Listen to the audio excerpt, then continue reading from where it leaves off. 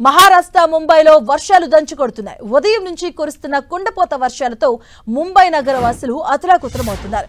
ఇక navy Mumbai king circle ప్రాంతంలో జోరుగా వర్షం కురుస్తుంది.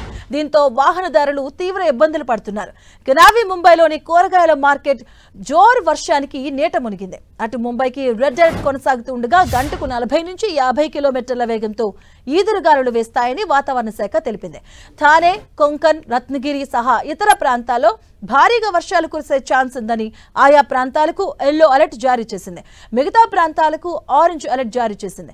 ఇవాళ ఉదయం నుంచి కురుస్తున్న భారీ వర్షాలతో ముంబై నగరంలోని కింగ్ సర్కిల్ పూర్తిగా జలమయంగా అయింది. కింగ్ సర్కిల్లోని అండర్ పాస్ బ్రిడ్జ్ వరద నీటితో నిండిపోయింది. దీంతో అటుగా ప్రయాణం సాగిస్తున్న వాహనదారులు తీవ్రంగా ఇబ్బందులు పడ్డారు. పలు ప్రాంతాల్లో మోస్తరు నుంచి భారీ వర్షాలు కురిసే అవకాశం ఉందని, ఉరుములు మెరుపులతో కూడిన వర్షాలు కురుస్తాయని వాతావరణ శాఖ హెచ్చరించింది.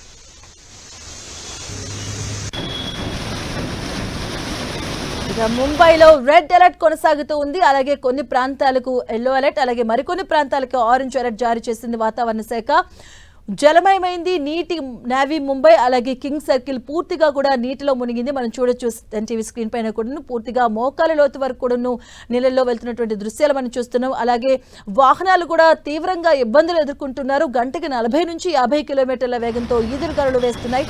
ముంబైకి రెడ్ అలర్ట్ కొనసాగుతుంది. అలాగే మరికొన్ని ప్రాంతాల్లో కూడా ఎల్లో అలర్ట్, అలాగే ఆరెంజ్ అలర్ట్ జారీ చేశారు.